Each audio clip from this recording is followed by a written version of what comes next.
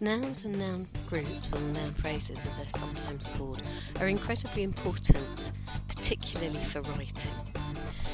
Nouns and noun groups carry most of the content of the message that we're trying to convey. As writing gets more complex and academic in tone, we tend to turn more and more things into nouns in order to pack more and more information into sentences. This means we can make our writing more dense, which is a good thing in academic writing, and we can also be much more efficient in the way we're using our sentences.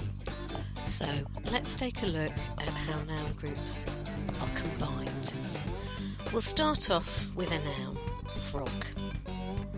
We can easily add more to this picture simply by adding the letter S to make it a plural. But we don't know what type of a frog it is, so we'll call him a tree frog, a particular type of frog there. And because the scene's still very much black and white, we'll make them green tree frogs. It might be helpful to know where they are, so we can just put them in the pond. Now earlier we added an S to tell us that there was more than one frog, but it didn't actually tell us exactly how many there are. So let's add that in now and say that there are 2 frogs. Now any decent pond is going to have plenty of frogs in it, and it may well be that we need to specify precisely which frogs we're talking about. So we can do that using the word those, which points at our particular choice of frogs. So in our noun group, we've got our thing, our frog. And then we've got our classifier, the thing that tells us what type of frog it is. We have a describer, sometimes called an epithet, which tells us what our frog is like, and we're told the number of our frog. We also have a pointer, sometimes called a deictic, to help us identify the frog. Now we can also add in an order, which sometimes we want in a noun phrase. So we can add in the word first, so our frogs were the first to make it to the pond. But this makes the those that we've chosen as our pointer sound a bit strange. It could work, but it would be a bit more comfortable to listen to if we identified them as the first 2 green tree frogs in the pond. The bit that comes after the thing, in this case in the pond, we call a qualifier or a post-modifier.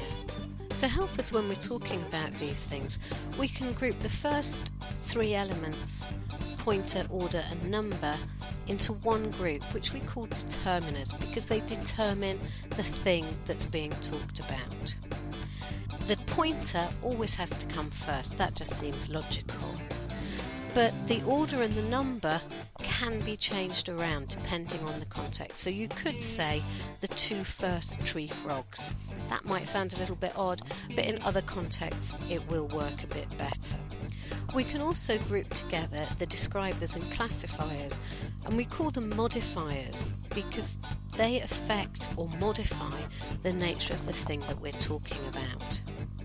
Order here is important in that the classifier is always next to the thing. So you can say the red school bag, but not the school red bag.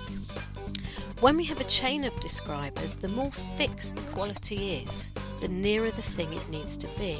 For example, the hungry green tree frog works quite happily, but the green hungry tree frog seems to say something slightly different. It suggests that there are plenty of hungry tree frogs, and the one we're talking about is specifically the green one. Not all noun groups have all of these elements. Text would be really difficult to read if they did. And some noun groups will have more than one example of an element. But the order of the elements remains the same. We can think of the elements as slots which we can choose to fill or not, depending on our message.